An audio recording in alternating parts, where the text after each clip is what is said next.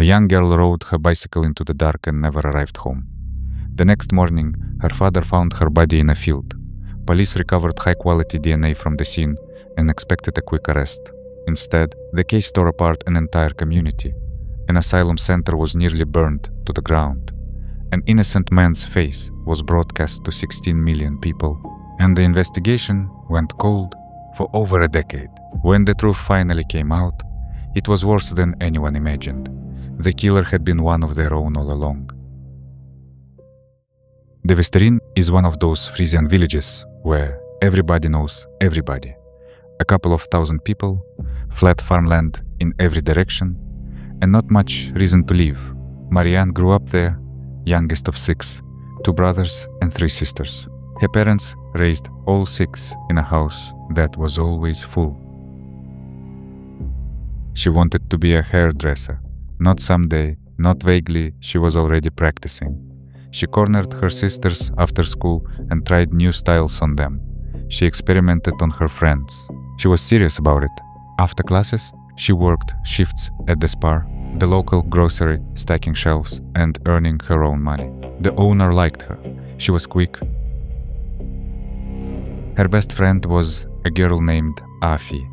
They went to soccer matches together, talked about boys, swapped music. They went out on weekends to the bars and discos in the nearby towns, Kolum, Buitenpost, places within cycling distance. That was what you did in Friesland if you were 16. Marianne had a boyfriend. He was 18. They'd been together long enough that her parents knew him well. They trusted him. When Marianne asked to go to a Queen's Day disco in Kolum, about 7 kilometers away, her parents agreed on one condition. Her boyfriend would arrange a taxi to bring her home. Normally, that kind of distance was nothing. Everybody in Friesland cycled everywhere. It was the only way to get around between villages. Girls did it all the time, usually in groups. But the roads at night were a different thing. Narrow and flat, no street lights, just open fields on both sides. You couldn't see anything. And Marianne didn't like the dark. She told people. That's why her parents insisted on a taxi. April 30th, 1999. Koninginnedag, Queen's Day, the biggest national holiday in the Netherlands. Every town has a street market. Every village has a party. In Kolum, there was a big disco at a bar called Paradiso. Marianne's brother drove her there around 11 that evening. She met her boyfriend and a group of friends. She danced. She had a few beers. She laughed. It was Queen's Day. At midnight, a witness spotted Marianne with her boyfriend at a cafe called Filsche in Kolum. By 12:30, she was seen near the bicycles outside. Her boyfriend was at the tennis courts, a few hundred meters away. At 1:30 in the morning, the group decided to leave. There was no taxi. Her boyfriend hadn't arranged one. Nobody called a cab. Nobody called Marianne's parents. The problem was simple. 3 people, 2 bicycles. Marianne climbed onto the back of her boyfriend's bike, and the 3 of them, him, her, and his friend Vries, rode out of Kolum together. They were hungry, so they stopped at a snack bar called the Pyramide in Buitenpost. Then they headed to the train station nearby. They knew there were bicycles chained up outside. At 10 to 2, they took a man's bicycle that didn't belong to any of them. Gave it to Marianne so she wouldn't have to ride on the back of someone else's bike for the rest of the way. At 5 to 2, they reached a fork in the road. Her boyfriend and Vries needed to go one direction. Marianne needed to go another. She told them she'd be fine. She could handle the last few kilometers alone. Her boyfriend turned around. Vries turned around. Marianne kept cycling. The stretch ahead of her was the Koningsweg, a narrow cycle path between Winkluster and de Westerijn. No streetlights, no houses, just fields and silence. After the noise of the disco, after the laughter, after the last voice she would hear that night, nothing. This was a path that parents had complained about for years. The path that girls almost never cycled alone. It was 5 minutes to 2 in the morning. Marianne was 3 kilometers from home. She was 16. She was alone. and she was afraid of the dark. She never made it to the other end of that road. When Marianne didn't come home that night, her parents weren't worried. Not yet. It was Queen's Day, everyone stayed out late. She'd probably crashed at a friend's place. Her mother went to bed. By mid-morning, on May 1st, the house was still empty. Her father picked up the phone. He called Marianne's boyfriend, asked where she was. The boyfriend said he'd let her cycle home alone, no taxi. Just like that, the father felt his stomach drop. The one condition they'd set, the only reason they'd agreed to let her go, and the boy hadn't done it. He asked what time they'd separated. The boyfriend said midnight. He called Afi, asked if she'd seen Marianne. No, Afi had gone home separately, hadn't heard from her since the disco. He called another friend, then another. Nobody had seen Marianne since the boys had turned around on the road. Now everyone started to worry. Afi began calling Marianne's phone. No answer. Called again. Nothing. Called the third time. Still nothing. He got in the car. He drove the route Marianne would have taken out of Buitenpost, past the sports grounds, along the Koningsweg, toward the Westerin, flat road, open fields. He scanned both sides. Afi was still calling. Ring after ring after ring. No answer. The father reached a stretch between Venkluster and the Westerin. There, on the side of the cycle path, he saw a bicycle lying in a ditch. A man's bike, not Marianne's, the one they'd taken from the train station. He stopped the car. He walked into the fields. He found his daughter in a meadow just off the path. She was lying in the grass. The morning dew was still on it. She was dead. Years later, he would say that the image was imprinted in his brain forever. He could not unsee it. He would never unsee it. Police arrived within the hour. They sealed off the field and began collecting evidence. Marianne had been dragged off the path and attacked. She had been strangled. Her throat had been cut. 2 sets of footprints led into the meadow. Only one set came out. The forensic team recovered 13 biological traces from her body and clothing. They found foreign DNA under her fingernails when a victim fights back. Skin cells from the attacker get trapped beneath the nails. Marianne had fought, and near the path they picked up a cigarette lighter, a Playboy brand, the kind sold in local shops. On it was a trace of male DNA, a full profile, high quality. In 1999, there was no national DNA database in the Netherlands that could match an unknown profile to a name. No genetic genealogy, no ancestry websites. The lighter was the strongest lead, a full DNA profile of the killer, preserved on a cheap plastic lighter. All investigators had to do was find the man it belonged to, take a sample and compare. That lighter should have solved the case in weeks. Instead, it would take 13 years. 300 meters from where Marianne's body was found, there was a temporary asylum seekers center called the Polplits. About 425 people lived there, mostly men, mostly from Iraq and Afghanistan. The proximity was enough. Before the forensic results came back, before police had questioned a single resident, the people of Fryslân had made up their minds. And there was something else.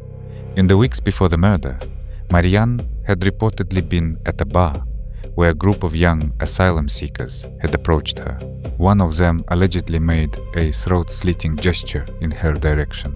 Nobody reported it to police at the time, but after her body was found with her throat cut, the story spread through the province like a fire. Within days, a self-appointed expert appeared on Dutch national television and declared that the method of killing was non-Western. He said throat-slitting resembled Islamic ritual slaughter. He said this was something a Frisian would never do.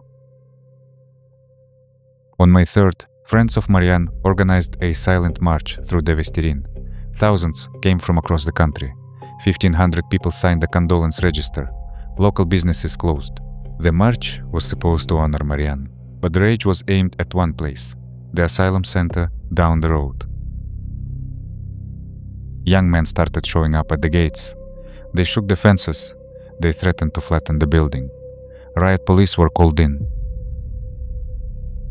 Inside the center, 400 men waited. Some had fled wars. Some had walked for months across borders to reach the Netherlands. Now they were behind fences, with riot police between them and a crowd that believed one of them was a killer. Nobody was asking them questions. Nobody was asking if they were afraid. Police began testing residents of the center. Officers went door to door inside the Poelplitz, collecting DNA samples from every man willing to give one. Over the following weeks, they swabbed more than 100 residents. Every single result came back negative. Not one matched the lighter. But the public didn't wait for the lab. In late May, police arrested a 32-year-old local man, the first formal suspect. His DNA didn't match. He was released. Then police noticed something in the border records. 2 former residents of the asylum center had left the Netherlands around the time of the murder. One of them, an Iraqi man known as Ali H., had used a false passport to travel to Turkey. Peter R. de Vries, the most famous crime reporter in the Netherlands, got hold of Ali H's full name and photograph and broadcast them to millions of viewers on national television. Newspapers printed the word fugitive. The country decided he was guilty before anyone had checked a single piece of evidence against him. Through Interpol, Dutch police located Ali H. in Istanbul. Turkish authorities detained him. He was brought back to the Netherlands, placed in custody, and questioned. Investigators took a DNA sample and sent it to the forensic lab. Then they waited. The result came back negative, not even close. Ali H. had no connection to the crime. He was released. But his name had already been on national television. His photograph had already been in the newspapers. In a country of 16 million people, everyone knew his face. Whether he was guilty or not no longer mattered, the damage was done. No public apology was issued, no compensation was offered. How Ali H. left the Netherlands, where he went, and what became of his life remains unclear to this day. What is clear is that a man whose only crime was leaving a country at the wrong time had his existence dismantled on live television. In 2001, a Dutch documentary crew investigated how Ali H. had ended up in handcuffs. What they discovered was that the prosecutor had arrested him not because the evidence pointed to him, but because public pressure had become unbearable. The arrest was for optics. When this aired, it triggered a formal debate in the Dutch parliament about whether media coverage was corrupting criminal justice. And still, suspicion didn't die. Through 2007, through 2010, even after the real killer confessed in 2012, some people never let it go. With the asylum seekers cleared, investigators turned to the person who is almost always the first suspect in a case like this, the one closest to the victim. The boyfriend had been with Marianne that night. He was the last known person to see her alive. He was the one who was supposed to arrange a taxi and didn't. He was the one who let the 16-year-old girl, afraid of the dark, cycle an unlit road alone at 5 to 2 in the morning. And when investigators sat him down, his story had problems. Police asked him what time the group had split up on the Koningsweg. He said midnight, then he said 1:15 midnight. In a later statement, he said 1:30, then 1 in the morning. 4 different times, 4 different stories. Marianne's mother heard the contradictions and said, "A lie can be told in many ways, but the truth can only be told in one way." And one detail nagged at investigators. The boyfriend had not called Marianne after they separated. Not once. She cycled into the dark, and he went home without checking whether she made it. Marianne's father never forgave him. He publicly held the boyfriend partly responsible for his daughter's death. The condition for the party had been a taxi. He didn't arrange it. A girl died on a dark road because the taxi never came. In 2003, the reporter De Vries, the same man who had broadcast Ali H.'s face, devoted an episode of his crime show to the boyfriend's version of events. He picked at the contradictions. He questioned the timeline. Millions watched. The boyfriend's name circulated online. Police compared his DNA to the profile from the lighter. No match. He was never charged. But in Friesland, where everyone knew everyone, the whispers followed him for years. Another innocent person damaged by suspicion in a case that seemed to destroy everyone it touched. 3 suspects, all cleared. The asylum seekers, Ali H., the boyfriend. And the only thing that had told the truth since day one, the DNA on a Playboy lighter, was still sitting in a lab, matching nobody. In December 1999, police organized what was only the second DNA dragnet in Dutch history. They targeted 170 men acquaintances, locals with records, known sex offenders in the area. Officers drove from house to house, knocked on doors, and pressed cotton swabs against the inside of chicks. 162 agreed. The results came back one at a time. Tested a farmhand from Column who had been seen cycling that night, eliminated. Tested a sex offender from the next village with a prior conviction, eliminated. Tested a man who'd gotten into a fight at the same disco, eliminated. Tested an ex-boyfriend of one of Marianne's friends, eliminated. Tested a drifter who'd been sleeping rough near the Kenningsway, eliminated. Tested 162 men tested, 162 cleared, not a single match. In April 2000, the forensic lab ran a new kind of analysis, one that could estimate a person's geographic ancestry from their DNA. The result, the perpetrator was most likely a white northwestern European male who lived within 15 kilometers of the crime scene. The newspapers printed it as a headline: "Murderer of Marianne is a white male in the vicinity." Not from the asylum center, not from Iraq, local, the science, had been saying this since the year 2000. Investigators proposed testing 20,000 men in the surrounding area. The prosecution rejected the idea it was principally incorrect to demand DNA from people who weren't suspects. So, the lighter sat in its evidence bag, and the list kept growing. By 2002, 12 suspects had been apprehended. 12 suspects had been released. 25 DNA profiles had been compared to that lighter. 25 had come back negative. The investigation moved from active to passive. Detectives stopped knocking on doors and started waiting for tips that never came. In 2003, the case was handed to a cold case team. They reviewed 500 additional tips. Nothing. As the years passed with no arrest, a different kind of story took root. The murder had happened on the night of April 30th, Walpurgis night, a date associated with the occult across Northern Europe. A self-published author claimed the killing was a ritual sacrifice ordered by powerful people. Online forums connected the case to unrelated political scandals. None of it was supported by evidence. All of it was believed by thousands. The conspiracy theories did something the investigation couldn't. They offered an explanation, a reason. When the system fails to deliver answers, people build their own. Marianne's parents handled grief differently. Her father went to the media. Her mother wanted silence. They couldn't bridge it. They divorced. The family that had lost a daughter lost each other too. The asylum center closed in 2003. The protest stopped. The prejudice went quiet. And the lighter sat in its evidence bag, year after year, waiting for technology to catch up. In 2012, the Dutch government passed a law that made something new possible.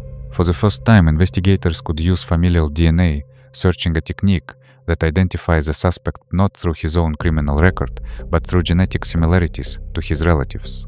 If the killer's brother or cousin or nephew happened to be in a database, the software could flag the connection and trace it back to him. The Vaatstra case was chosen as the very first test of the new law. Police invited every man between 16 and 75, living within 5 kilometers of the crime scene, to voluntarily provide a cheek swab, 8,080 men from 12 villages. Marianne's father made a public appeal. He asked the men of Fryslân to do what the justice system had failed to do for 13 years. The reporter Vries joined him. Together, they turned the screening into a national event. Starting in late September 2012, testing stations opened across the region. Men lined up: farmers, teachers, retirees, students. Each one opened his mouth. A technician pressed a cotton swab against the inside of his cheek, sealed the sample in a bag, and sent it to the Netherlands Forensic Institute. 6,500 men volunteered, 89% of those invited. Each sample was run through a system called Bonaparte software that mapped genetic distance between DNA profiles. A distance of 0 meant the same person. A distance of 1 or 2 meant a parent, child, or sibling. Even if the killer refused to show up, his cousin's DNA would narrow the search to a single family. Refusal was pointless. Your own blood could give you away without you knowing.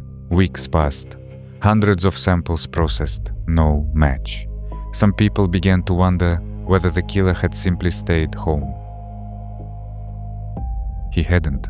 He had walked into a testing station and opened his mouth like everyone else.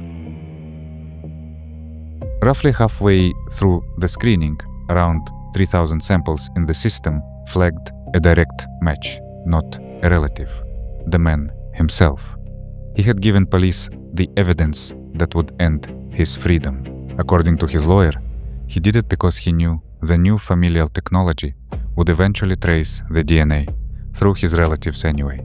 In his words, he felt the game was up. The probability of random match, 1 in 1.5 trillion. On the evening of November 18th, 2012, officers drove to a dairy farm in a tiny village called Aldwald, 2.5 kilometers from the meadow where Marianne had been found 13 years earlier. They arrested a 45-year-old farmer named Jasper Steringa. He had a wife. He had 2 children. He had been living there the entire time. That night, Marianne's father got a phone call. He later described the moment. "You think it's impossible. It's been 13 years. Then suddenly on a Sunday evening, around 11 p.m., you get the message. We've got him." He called it unimaginable. A huge shock, even though he had expected it for years. Under Dutch law, a suspect has the right to consult with a lawyer before police questioning. Steringa used that right. He refused to say a word to investigators. For days, nothing. Then his lawyer sat down with him. Within 10 minutes, the farmer told him everything. Why he spoke to his lawyer and not to police, no one has fully explained. Perhaps he trusted one and not the other. Perhaps he simply wanted to control how the story came out. In a television interview, the lawyer later described Steringa's thinking. After 13 years of silence, the farmer had found it impossible to walk into a police station. The interviewer paused and asked, "What exactly is difficult about turning yourself in for murder?" It was the only moment of dark laughter in a case that had produced nothing but grief. The prosecution's case, built on Steringa's own confession and confirmed by the DNA, went like this. On the night of April 30th, 1999, Steringa left his farmhouse on a bicycle. He later told investigators he had gone out to clear his head. There had been tension between him and his father. He was carrying a pocket knife. His lawyer would later tell a reporter, "That is not unusual. All farmers carry knives." On the dark stretch of the Kenning Way, he saw a girl cycling alone. He did not know her, had never seen her before. According to the prosecution, the thought that went through his mind was 4 words: "You are mine." She was 3 kilometers from her front door. She could almost see the lights of the Westerin. He followed her. He stopped her. He threatened her with a knife. He forced her off the path and into the field. What happened there is what the forensic evidence already showed. She fought back, there were skin cells under her fingernails, but it was not enough. Afterwards, he got back on his bicycle and rode home. His children were asleep in the next room. They were 5 and 8 years old. He went to bed. When asked why he had not turned himself in during the 13 years that followed, his answer was simple. He wanted to watch his children grow up. At his trial in Leeuwarden, the courtroom was so packed that 2 additional rooms had to be connected by video. At the first hearing, Staringa sat in silence. At the second, in March 2013, he admitted under questioning that he had forced Marianne to submit under threat of his knife and that he had cut her throat afterwards. His lawyer later told the journalist about one moment during the proceedings. Staringa's expression shifted not to grief, not to remorse, but to anger. The judge noticed. According to the lawyer, he kicked his client under the table. Anger didn't fit the defense strategy. Psychiatrists who evaluated him found no mental disorder and no diminished capacity. He was fully sane. He could not explain why he did what he did. There was no motive beyond the impulse on that dark road. On April 19, 2013, the court sentenced Staringa to 18 years, the maximum non-life sentence under Dutch law. He did not attend the sentencing. He cited personal reasons. He did not appeal. One detail came out during the investigation that nobody had expected. The pocket knife he had carried on the Koningsway that night, the one he used to kill Marianne Vaatstra, was still in his possession at the time of his arrest. He had kept it for 13 years. The morning after the arrest, the Leeuwarden Courant published one line that became the epitaph for 13 years of misdirected rage. The villagers of Oudwald, the paper wrote, woke up in a new reality. The perpetrator comes from their midst. Not from the asylum center, not from Iraq, not from Afghanistan, from a dairy farm. A man who went to the same market, whose children sat in the same classroom as theirs. The expert who had declared on television that throat slitting was non-Western, that a Frisian would never do such a thing, a Frisian did it. A farmer who had never left the province. His lawyer said he carried a knife because all farmers carry knives. That was the full explanation. The DNA had said white Northwestern European male within 15 kilometers since the year 2012, years before the arrest. The science had pointed at someone local from the very beginning, but the community chose a different story. The investigation followed the crowd, and an innocent Iraqi man had his face broadcast to 16 million people, while the guilty one was home for morning milking. Marianne's father was publicly honored for his role in pushing DNA profiling into law, but grief had warped him too. In the first weeks after the murder, he had reportedly made threats of his own. He spent 25 years fighting for answers. He and Marianne's mother never reconciled. On March 5, 2024, he died of lung cancer at the age of 85. The family released a single statement: "We, as a family, will never be free from our loss." And the conspiracy theories? Even after the confession, even after the DNA at 1 in 1.5 trillion, a book was published using Marianne's mother's stolen diary, claiming Staringa had been framed. The courts ordered it destroyed and fined the authors over 700,000 euros. But in some corners of the Dutch internet, the accusations against Ali H never went away. 13 years of blaming the wrong people does not end with a verdict. Staringa served 10 years. He was released in 2023. He spent 13 years free after the murder and 10 years in prison. He was free for longer. Marianne Vaatstra would have been 43. She might have been a hairdresser. She might have had children of her own. She didn't get those years. His children, the ones he wanted to watch grow up, are adults now. They were 5 and 8 when he killed Marianne, 18 and 21 when police knocked on the farmhouse door.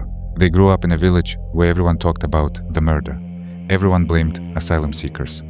And their father sat at the kitchen table knowing the truth. In the Westeren, a memorial was erected for Marianne. The inscription reads, "No reason may serve as explanation for this cruel violence." In 2015, someone vandalized it.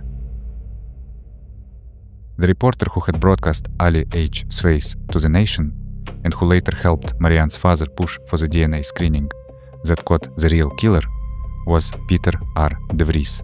In July 2021, he was shot on a street in central Amsterdam. He died 9 days later. He was 64. Before this case, a man like Steringa could hide behind silence.